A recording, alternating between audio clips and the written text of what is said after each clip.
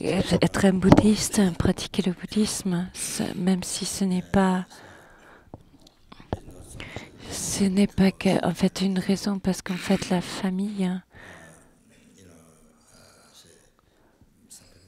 que quelques personnes en fait, oh, pourquoi tu deviens religieux, pourquoi tu deviens bouddhiste, à cause de ta famille.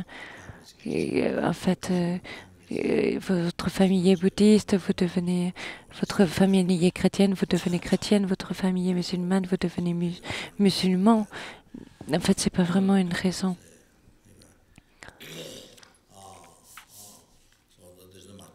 Et en fait, il n'y a pas vraiment de raison logique. Quelle que soit la religion de votre famille, vous allez suivre cela, ou alors vous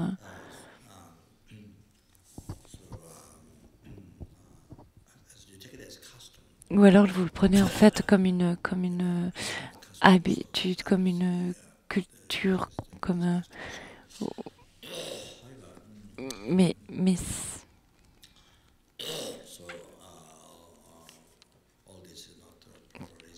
comme une coutume. En fait, vous le prenez comme une coutume, mais tout ça ne sont pas en fait des raisons qui sont appropriées. Et en fait, ça dépend vraiment de connaître le sens de la vie. Ça dépend vraiment de cela, en fait.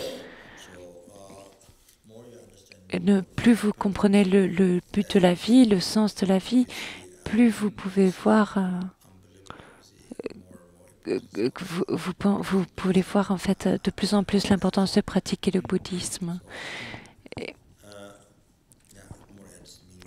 Et, voilà, le plus important, c'est en comprenant le sens de la vie, le but de la vie. Et là, vous voyez combien c'est important en fait, et d'apprendre et de pratiquer le bouddhisme. C'est comme ça.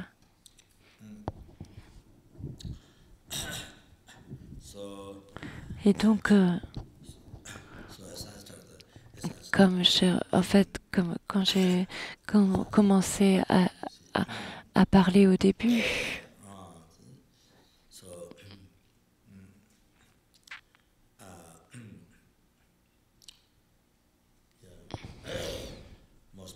la plupart des gens dans le monde, leur bonheur, c'est juste dans cette vie-ci. Dans cette vie-ci. La plupart des gens dans le monde, ce qu'ils recherchent, c'est le bonheur de cette vie-ci seulement.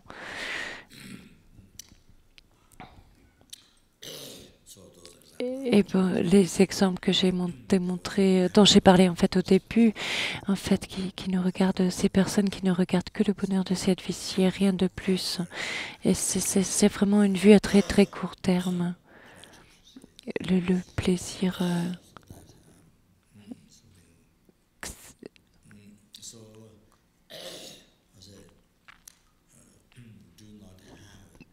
En fait, ils n'ont pas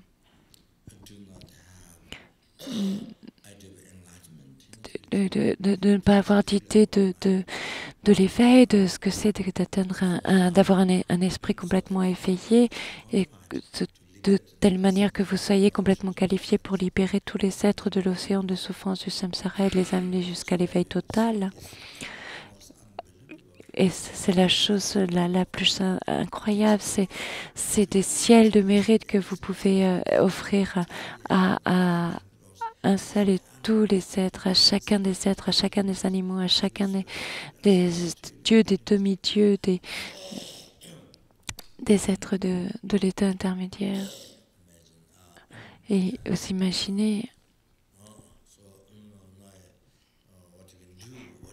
imaginez ce que vous pouvez faire pour aider chacun des êtres, le bonheur, le bonheur de cette vie-ci, le bonheur de toutes les autres vies. Vous pouvez leur amener le bonheur de toutes les vies futures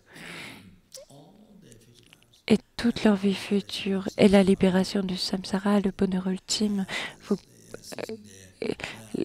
la cessation de tous les océans de souffrance du samsara, la cessation des souffrances des enfers, du royaume des esprits à vie, du royaume des animaux, la cessation des souffrances du royaume humain, du royaume des dieux et des demi-dieux. Et la cause de tout cela, de la souffrance, de toute la souffrance, c'est le karma et les perturbations. Et donc, ce que vous pouvez faire, ce que vous pouvez faire pour le nombre incalculable d'êtres, c'est de les amener, jusqu'à l'éveil total, la cessation de toutes les souffrances, d'accomplir tous les corps. Et ce que vous pouvez faire pour le nombre incalculable d'êtres des enfers, des prétas, d'animaux, d'êtres humains, de dieux, de demi-dieux. Et en fait, vous leur amenez un nombre incalculable de bienfaits des ciels, de bienfaits, et parce que vous avez le potentiel de faire cela. Est-ce que vous avez une idée à propos de ça? Vous n'avez pas d'idée en fait qu'en atteignant l'éveil, vous puissiez faire tout cela.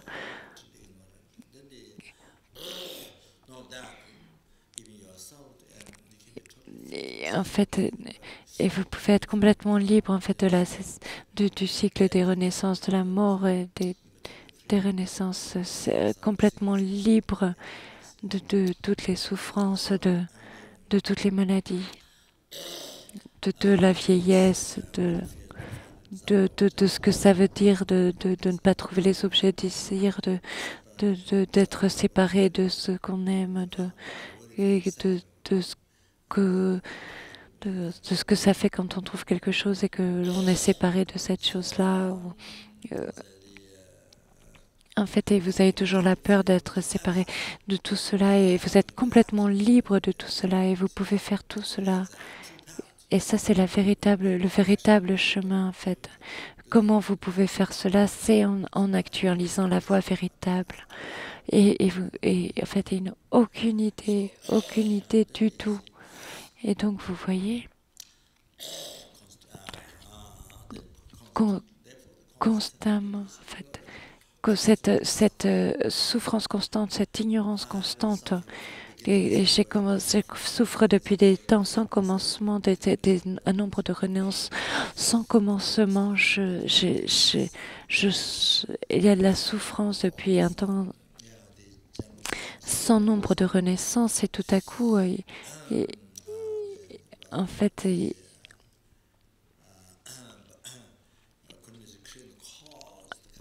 parce que en fait, le cause de tout ça sont que j'ai continuellement créé les causes par le karma et les perturbations. Et donc,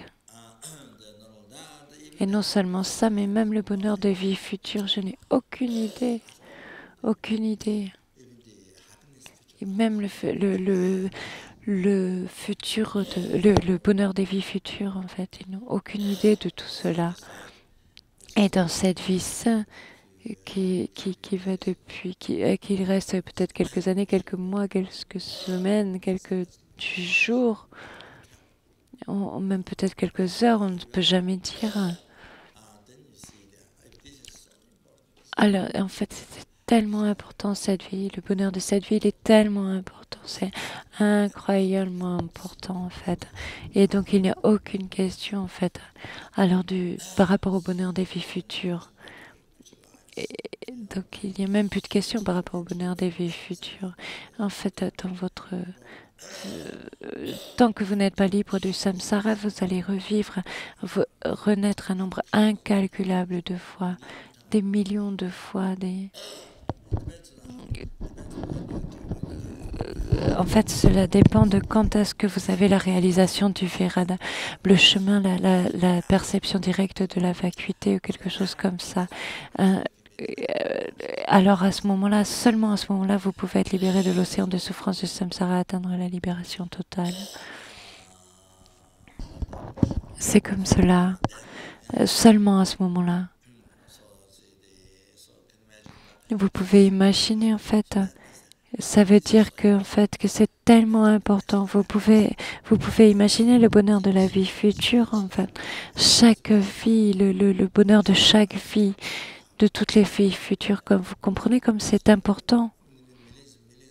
En fait, il y a des millions et des millions d'atteindre la libération du samsara. C'est, mais Vous imaginez combien de vies ça va prendre avant d'être libéré. Donc vous imaginez combien le bonheur de toutes ces vies futures est incroyablement important. Combien c'est incroyablement important. On ne peut pas imaginer. Et donc, ça c'est la réalité en fait. Si vous pensez que c'est si important le bonheur de cette vie-ci, alors tout le bonheur de toutes les vies à venir, on ne peut même pas imaginer. On ne peut même pas imaginer combien c'est important. Et combien de ça va prendre de vie d'être libéré du samsara, d'actualiser la voie véritable. On ne peut pas imaginer. En fait, c'est tellement important le bonheur. Et donc la souffrance des vies futures, c'est un nombre incroyable de vies. On peut renaître dans les royaumes inférieurs un nombre incroyable de fois. Mais on n'a aucune idée, en fait, combien de temps. L'esprit est complètement obscurci.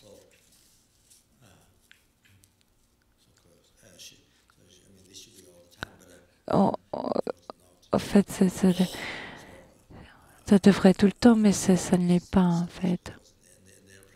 C'est qu'une fois j'étais dans l'avion, il y a quelques années j'étais dans l'avion, et en fait, et en fait, après qu'on se soit assis dans l'avion, j'étais... Et il volait, en fait... Je pense qu'en fait, il était déjà en train de voler, les gens se levaient, tout ça. Et ça y arrangé, ils se mettaient plus confortables. Mais en fait, vous ne pensez pas à leur vie, en fait. Et vous ne pensez pas qu'il y a une vie après cela. Et en fait, ça a l'air tellement ok, toute la richesse, tout ça,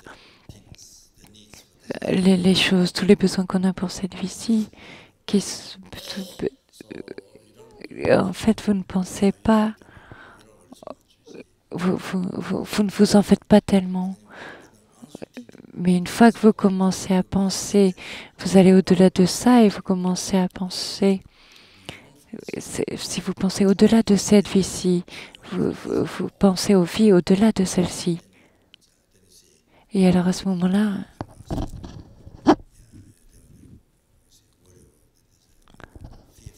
il y a de la peur, en fait, une sorte de souci.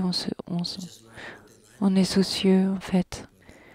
Mais en fait, si vous regardez juste cette vie-ci, alors les gens dans l'avion, et, mais en fait, vous ne pensez pas au-delà de cette vie-ci. Ils ne pensent pas au-delà de cette vie-ci. Mais si vous pensez au-delà de cette vie-ci, alors là, c'est ça. Mais en fait, ils n'ont absolument pas l'idée de ça. Et ça, c'est en fait, c'est vraiment, ça, ça fait vraiment très peur. Ils n'ont aucune idée du tout, du tout. Non, non, alors je ne parle même pas de la souffrance du samsara, ni des royaumes inférieurs. Mais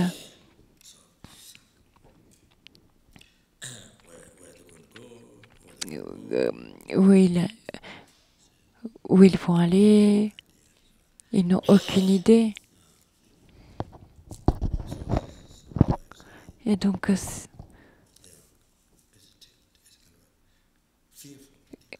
en fait, ça fait peur de penser à ça. Et donc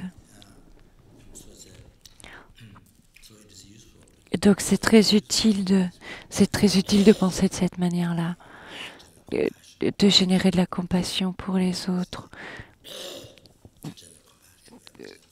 d'être capable de générer de la compassion pour les autres, pour les souffrances continuelles du samsara, non seulement ça, mais toutes les souffrances des royaumes inférieurs. Et maintenant, être être un être humain dans cette vie-ci, c'est absolument incroyable. Que- vous imaginez un être humain qui devient un insecte? Vous avez l'idée de ça?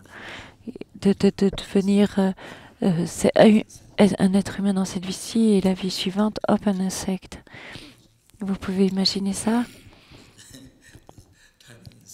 De devenir un tout petit insecte sur le bois. Euh, euh,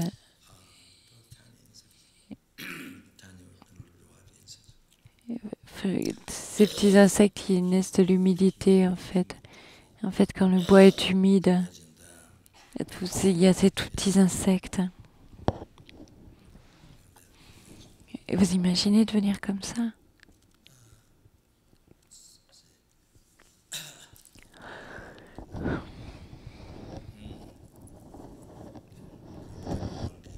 Ou de devenir un singe. Mais, ou alors un serpent. Ou alors un poisson. Euh,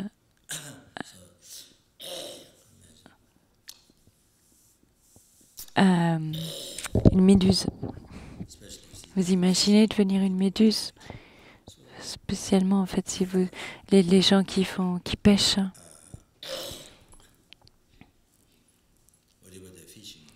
quelque chose qui le pêche, en fait, que ce soit des méduses ou alors des baleines ou des requins,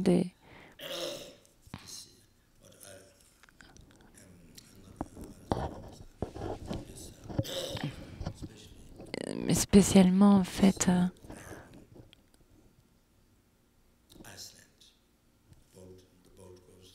il y a ces bateaux, en fait, qui vont dans, en fait, ces bateaux qui vont dans l'Antarctique et dans l'Arctique. C'est des briseurs de glace. En fait, on les voit souvent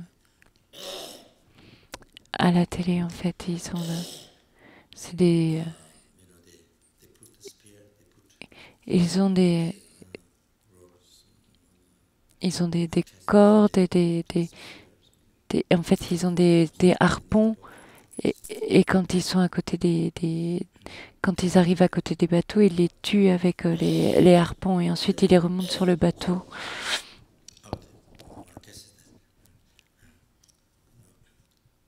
Mais moi, en fait, je veux dire, on a tous été un pêcheur un nombre incalculable de fois. Un- Maintenant, on est ici, mais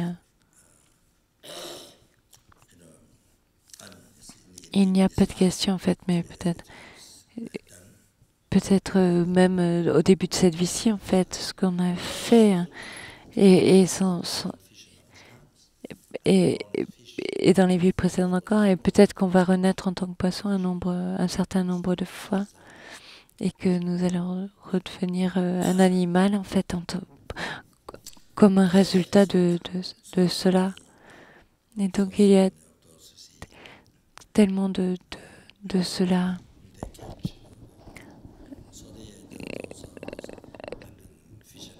Et donc en fait tout ça, tous ces poissons, ils ont été des pêcheurs avant, et donc ils expérimentent les résultats des actions qu'ils ont commises dans le passé. Et donc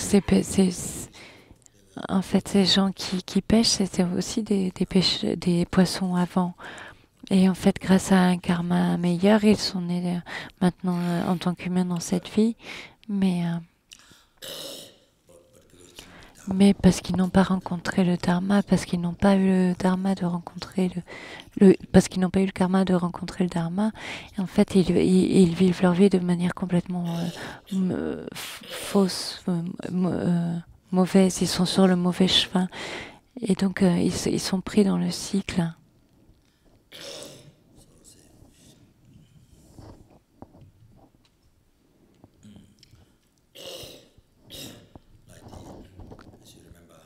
Que c'est comme en fait. sais pas si vous, vous rappelez.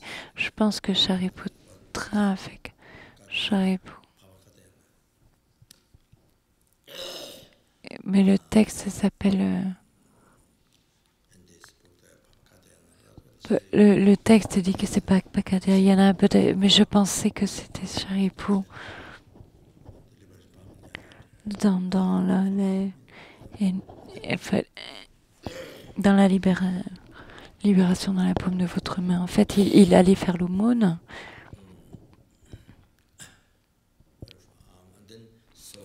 Et il a vu... Et il a vu en fait une porte. Il a regardé à travers une porte dans une maison de famille. Et il a vu que le en fait, il a vu que le père pêchait en fait dans une petite mare, à côté de la maison. Je ne sais pas comment vous appelez ça en fait. Et donc il y avait un poisson. Et, et en fait, il a pêché. Et en fait, et en fait il est mort et il a repris naissance en fait comme un poisson dans ce petit bassin à côté de la maison. Et en fait, là, la mère qui attachait toujours qui était très attachée à la maison et a pris renaissance comme chien, le chien de la famille. Et ensuite, hein, la femme,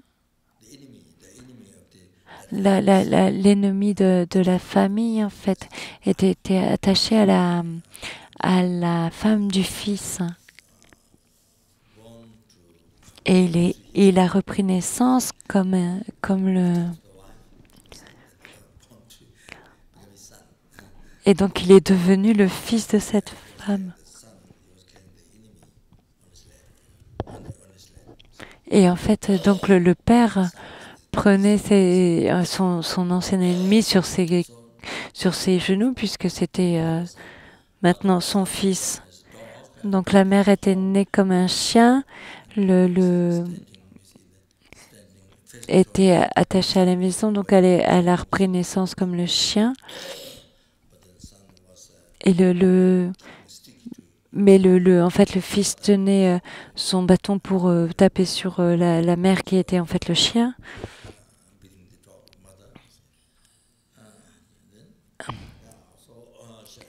Et, et, et donc Charipou a vu toute la famille comme ça, en fait, tous les changements qui avaient lieu dans la famille.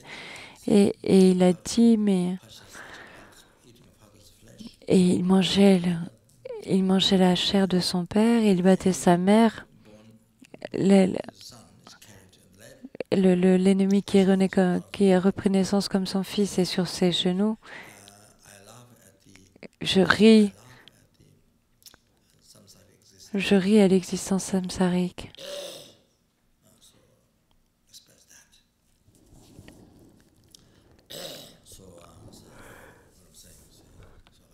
Ce que je veux dire ici, en fait, c'est que en fait, c'est ce que c'est. En fait, le père qui était un pêcheur, qui pêchait dans cette mare à côté de la maison, a repris naissance comme un poisson. Et et donc ensuite, c'était le fils qui mangeait la chair de son père.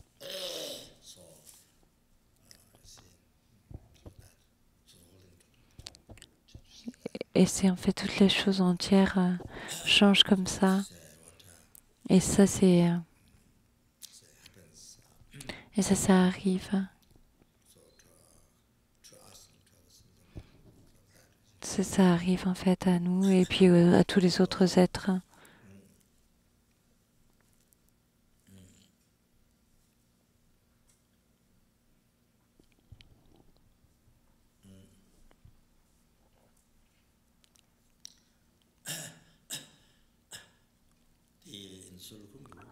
Dans le Sulukhumbu, quand j'étais en fait de l'aéroport de Lukla, de là jusqu'à Laudo, je ne me rappelle plus que c'est avant Namche Bazaar. C'est un petit peu avant Namche Bazaar. Je ne me rappelle plus. Il y a une rivière et il y a une maison de famille d'un côté et une maison de famille de l'autre.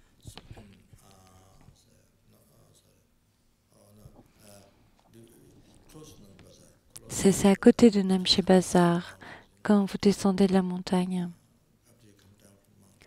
Après que vous soyez descendu de la montagne.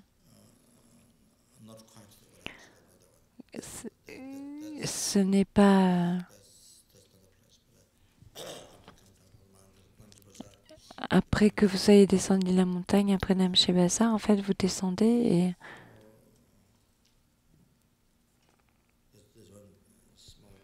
c'est un tout petit village et c'est un tout petit village et en fait et donc de toute façon, en fait, je me suis arrêtée un certain nombre de fois là-bas pour la nuit.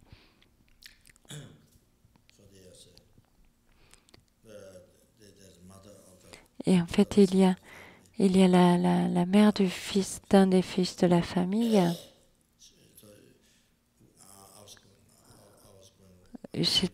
En fait, je partais et la mère de ce fils, la mère de ce fils de la famille était dehors. En fait, elle allait toujours, elle descendait toujours. Mais aujourd'hui, non.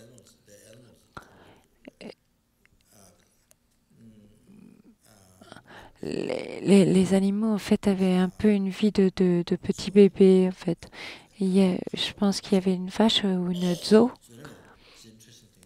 mais je pense que c'était assez intéressant parce que, en fait, la mère était là comme ça, donc la vache ou la zoo, en fait, elle s'est levée comme ça et elle a mis ses sabots sur les épaules de la mère.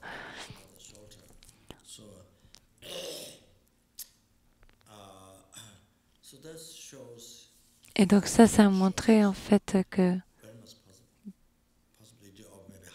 que, que sûrement c'était son mari, que c'était le mari en fait de la mère qui était mort et que ça pouvait être une possibilité qu'il se soit réincarné en fait en vache ou en zoo. C'était très très possible en fait à partir de ces signes-là.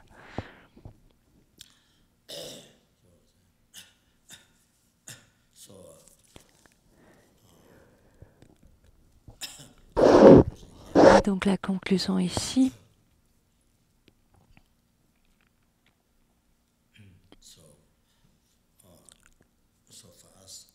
pour nous, comme je l'ai mentionné avant en fait, de vraiment connaître le sens de la vie, en fait, d'être bouddhiste, c'est avoir le refuge. Et donc ici,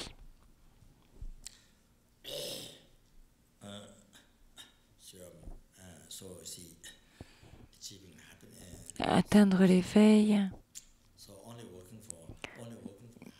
donc de ne travailler que pour le bonheur de cette vie-ci. Même les animaux peuvent faire cela, ils sont très intelligents, les souris sont très intelligentes, etc. Ils sont vraiment très, très intelligents pour atteindre le bonheur de cette vie-ci, de tuer les ennemis, d'aider leurs amis.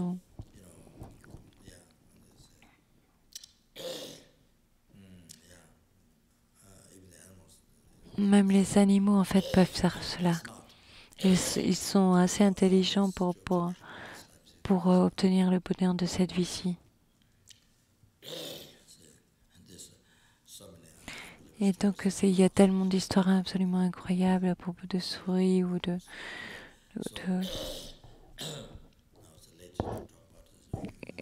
C'est un petit peu tard pour parler des souris, mais peut-être après vous allez rêver des souris et vous allez avoir des souris dans vos rêves. Mais de toute manière,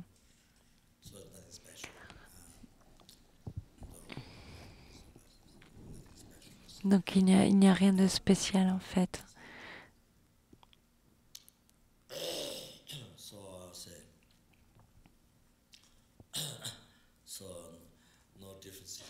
Il n'y a pas de différence en fait, et il n'y a aucune différence. Et c'est juste en fait que le corps a la forme d'un corps humain, mais en fait, mais en fait, il n'y a aucune différence avec le corps d'un animal.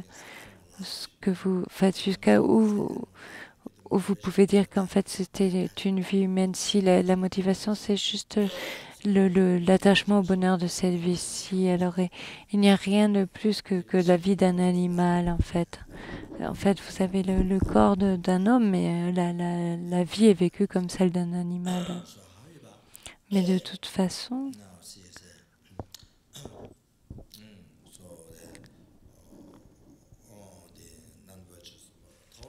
donc les actions non vertueuses, en fait, le karma négatif, tout ça, le résultat n'est que de la souffrance.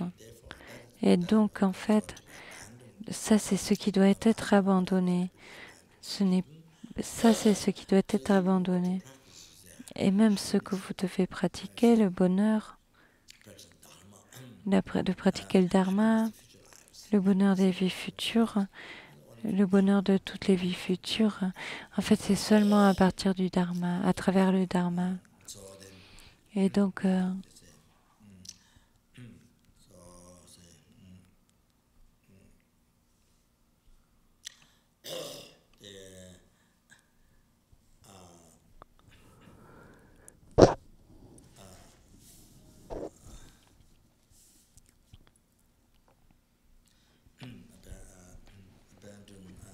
abandonner, rechercher le bonheur des vies futures et abandonner la saisie de l'esprit mondain, en fait, qui cherche le bonheur uniquement de cette vie-ci.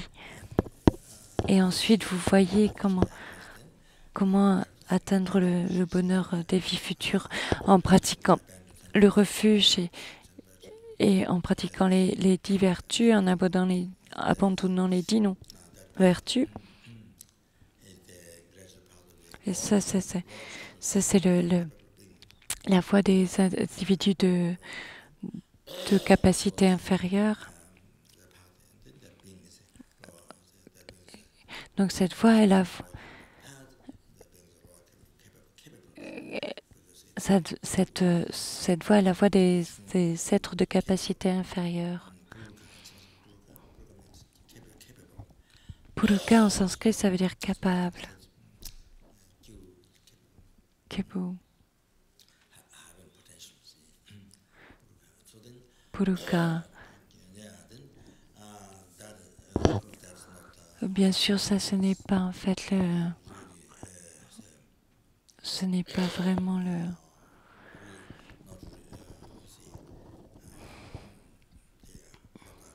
ce n'est pas en fait le plus grand but de la vie.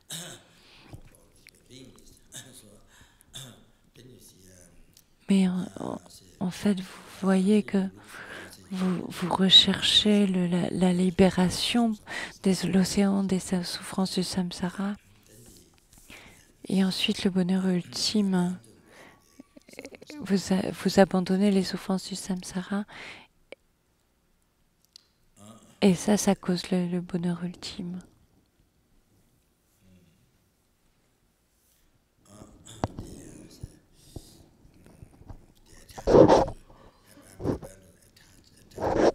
Et ensuite, vous abandonnez l'attachement au samsara, au bonheur du samsara, au plaisir du samsara. Et ensuite, pour atteindre le bonheur ultime et la libération totale, alors à ce moment-là, vous pratiquez la moralité des 3 entraînements. Vous pratiquez les 3 entraînements supérieurs dans la moralité, la concentration et la sagesse.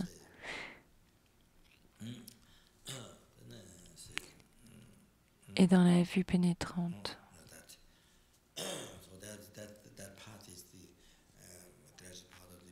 Et ça, c'est la voie graduée des êtres de capacité moyenne. Et ensuite, et même cela, en fait, n'est pas le sens de la vie, n'est pas le plus haut but de la vie. Et donc maintenant, le plus haut but de la vie,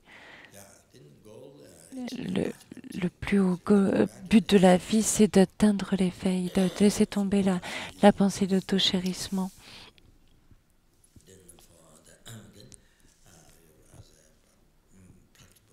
Et donc de pratiquer la bodhicitta. La méthode, c'est de pratiquer la bodhicitta et les 6 perfections. Et ça, c'est la voie des êtres de capacité supérieure.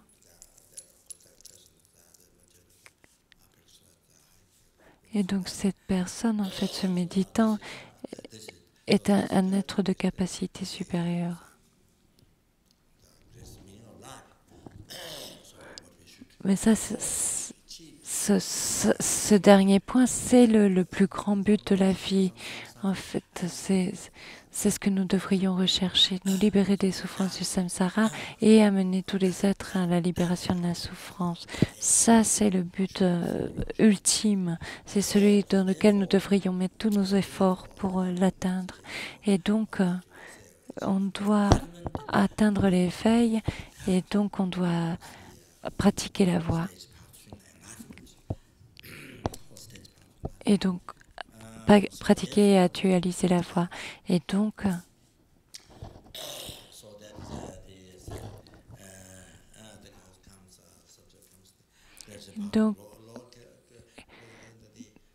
quand le sujet, en fait, que la voie graduée des êtres de capacité inférieure, la voie graduée,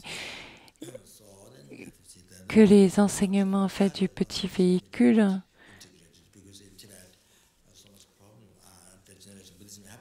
et qu'ensuite il y a les enseignements de la Parimatayana, ensuite la Mahayana, la Mahatishipa.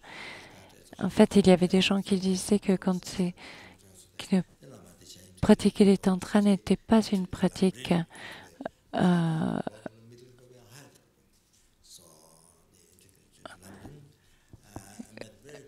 que les gens qui pratiquaient les tantras ne pouvaient pas pratiquer les sutras et que les gens qui pratiquaient les sutras ne pouvaient pas pratiquer les tantras. Et en fait, dans les enseignements du Lamrim, il n'y a aucune contradiction entre la pratique des tantras et des sutras. Et dans le Paramitayana et Vajrayana. Et donc, donc en fait, on doit apprendre toute la voie, on doit actualiser toute la voie. Et c'est pourquoi, en fait, je vais vous donner le langue. Et c'est pour ça que l'on fait ce cours sur la langue pour la voie vers l'éveil. Et donc maintenant, on va réciter, je récite la transmission orale, quand vous allez méditer, quand vous allez enseigner aux autres, quand vous allez lire ce texte, il y a de plus grands bienfaits encore.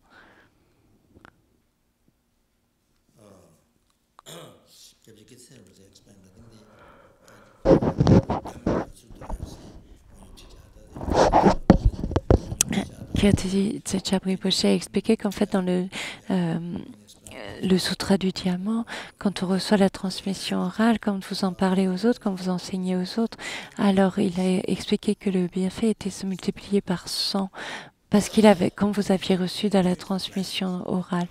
Donc en fait, ça porte les bénédictions de la Mahatisha et ça porte les bénédictions de toute la lignée. Moi, je l'ai reçu, en fait, je pense, de Kirti Tsen Rinpoche et de sa sainteté. Et donc, c'est tout. Peut-être je vais le lire en anglais.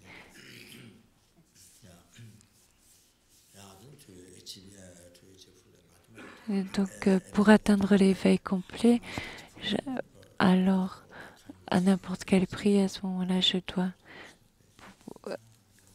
dois atteindre l'éveil pour le bienfait de tous les êtres qui ont été qui ont été mes mères depuis les vies en commencement. Et donc, je dois prendre la transmission orale de ce sutra, de la lampe pour la voie vers l'éveil.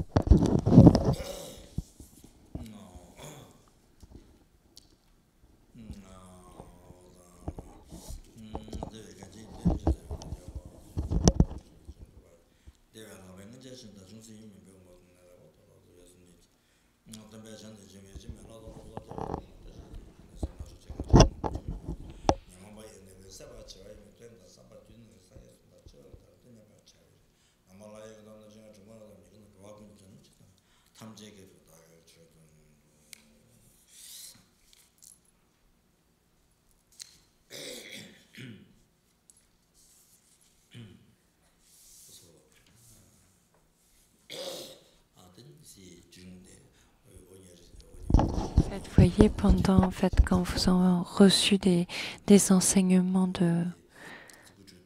c'est très très bien de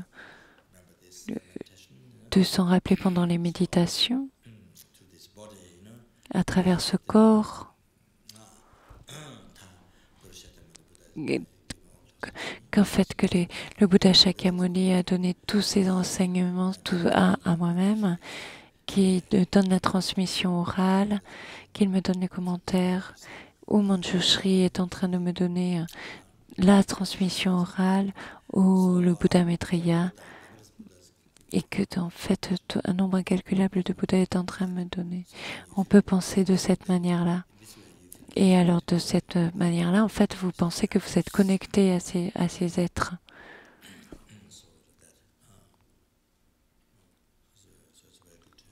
Donc c'est très très bien de penser de cette manière-là.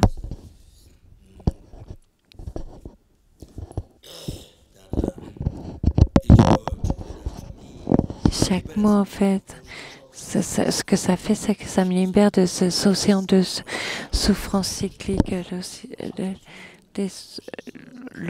ça libère un océan d'êtres des enfers, de prétas, d'animaux, d'êtres humains, de sura, d'asura. Non seulement ça les libère, mais ça les mène jusqu'à l'éveil total.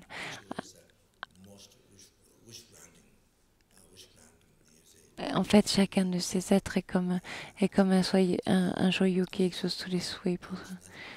Un joyau, c'est rien, mais donc, en fait, chaque mot, en fait, est tellement précieux. Et donc, si vous pensez, en fait, à votre esprit est tellement précieux. Et en fait, votre esprit est également distrait. En fait, c'est tellement facile d'être distrait. Alors, vous n'entendez pas les enseignements quand l'esprit est distrait. Et donc, tout devient un objet de perturbation. Et vous ne pouvez même pas entendre un mot des enseignements, et vous ne pouvez pas. Votre esprit est sous le poids des émotions perturbatrices. Et donc, si en fait vous ne comprenez pas le sens et vous recevez le commentaire, mais peut-être en fait si vous entendez juste la voix, c'est juste comme un son en fait. Mais si vous entendez si vous connaissez le commentaire, vous comprenez le commentaire, vous comprenez le sens. Alors ça, c'est comme un enseignement. Et ensuite, vous priez pour actualiser le sens des mots que vous entendez. Puissais-je être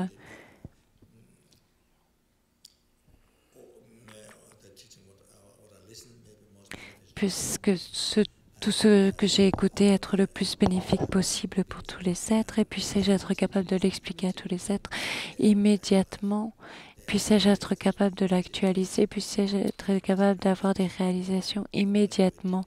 C'est quand on prend des enseignements, quel que soit, en fait, si vous pouvez prier comme ça, parce qu'en fait, c'est le pouvoir de l'esprit. Et dans le futur, Alors à ce moment-là, ça peut arriver en fait à travers la force de votre esprit, le pouvoir de votre esprit, à travers le pouvoir des prières. Et donc,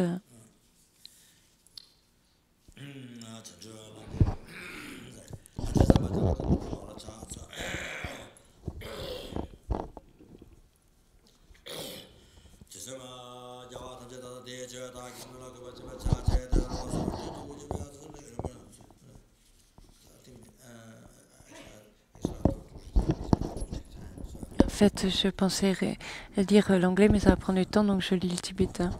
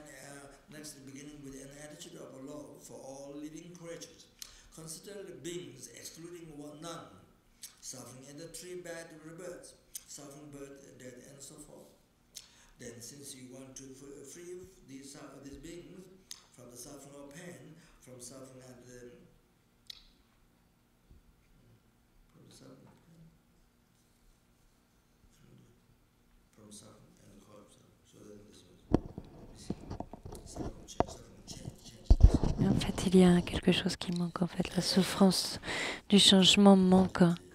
Je, je n'ai pas vu ça, mais en fait,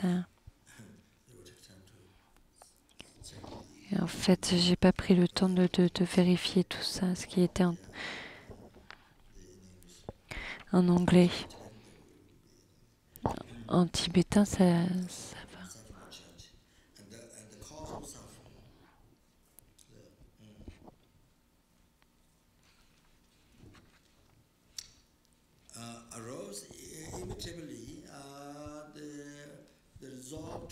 C'est à la strophe 11 qui manquait quelque chose.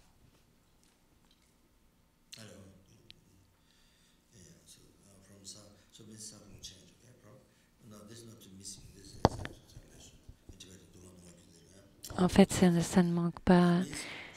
En français, c'est ce qui s'appelle les souffrances déguisées.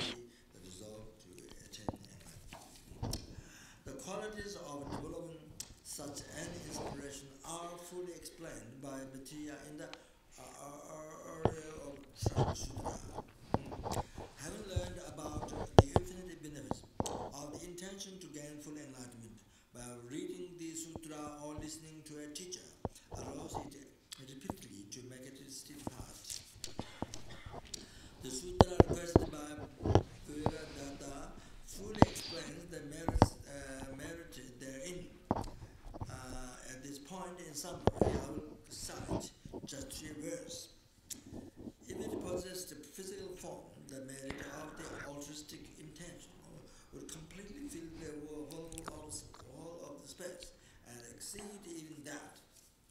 If someone were to fill with the jewels as many Buddha fields as there are grains of sand in the Ganga, to offer to the protector of the world, this would be surpassed by the gift of folding one's hands and inclining one's mind to enlightenment, for such is limitless.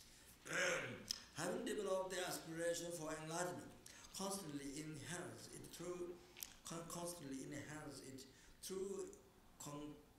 concerted effort.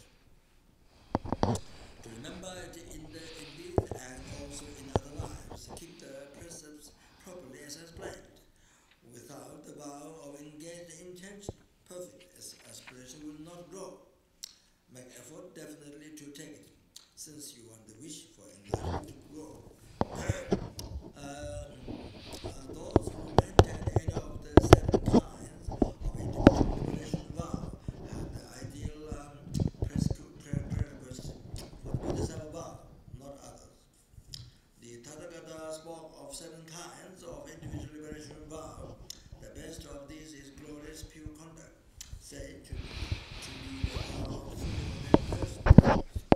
According to the ritual described in the chapter on discipline in the Bodhisattva stage, take the vow from a good and well-qualified spiritual teacher. Understand that a good spiritual teacher is one skilled in the vow ceremony, who lives by the vows and has the confidence and the compassion to bestow it. However, in case you try but cannot find such a spiritual teacher, I shall explain another correct procedure for taking the vow. I shall write here very clearly as explained in the ornament of Madhusiri's Buddha Lane Sutra. How long ago, when Madhusiri was Ambraja, aroused the intention to become enlightened. In the presence of the protectors arose the intention to gain full enlightenment. I invite all beings as my guest, and shall free them from cyclic existence. From this moment onwards until I attain enlightenment, I shall not harbor harmful thoughts, anger, avarice, or envy. I shall cultivate pure conduct, give up wrong doings and desire, and with joy in the vow of discipline, with joy in the vow of discipline, train myself to follow the Buddhas. I shall not be eager to reach enlightenment in the quickest way, but shall stay behind till the very end, for the sake of a single being.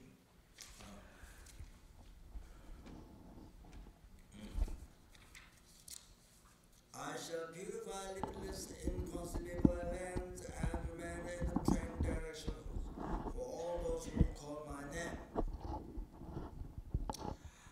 I shall purify all my bodily and my verbal forms of activity, my mental activities too. I shall purify and do nothing that is unvirtuous. When those observing the vows of the activity altruistic intention have trained well in the three forms of discipline, their respect for those three forms of discipline grows.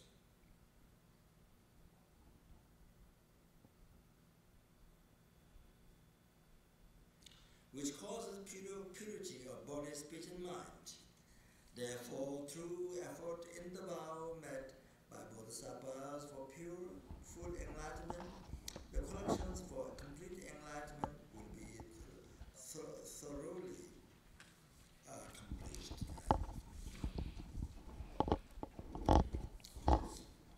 All Buddhas say the cause for the completion of the collections, whose nature is merit and exalted wisdom, is the development of high perception. Just as a bird with undeveloped wings cannot fly in the sky, or without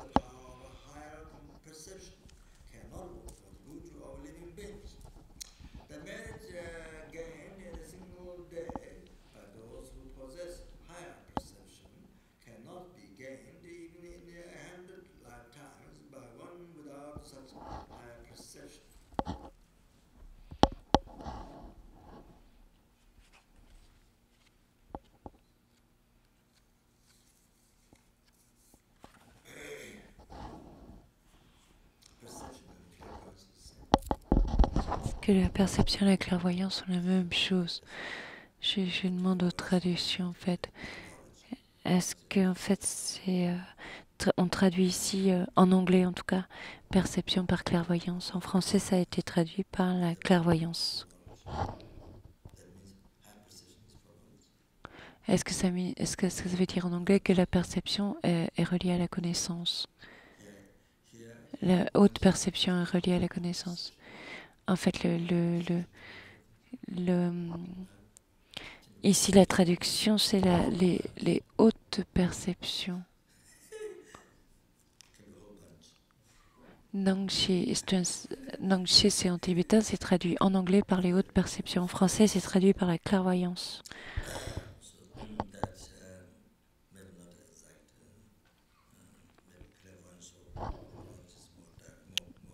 Peut-être en fait que clairvoyance est plus spécifique.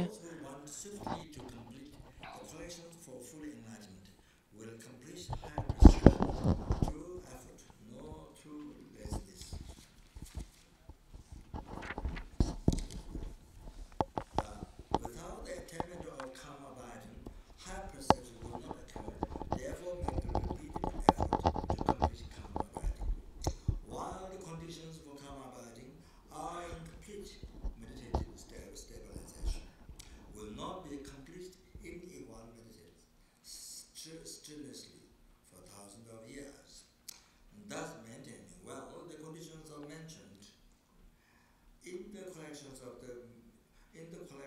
for meditative stabilization chapter.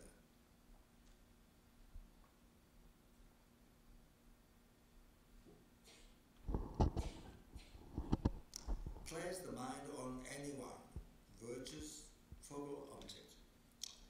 When the practitioner has gained karma abiding, higher perception will also be gained, but without practice of the perfect, but without practice of the perfect, but without practice of the perfection of wisdom, the obstruction will not come to the actual end.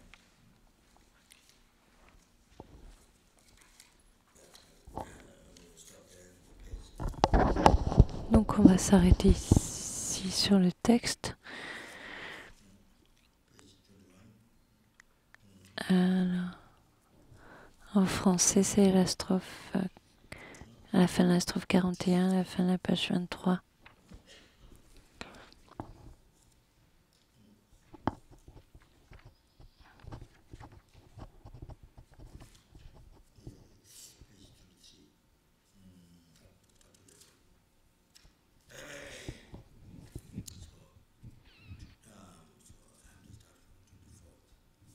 Donc je recommencerai à la page 24.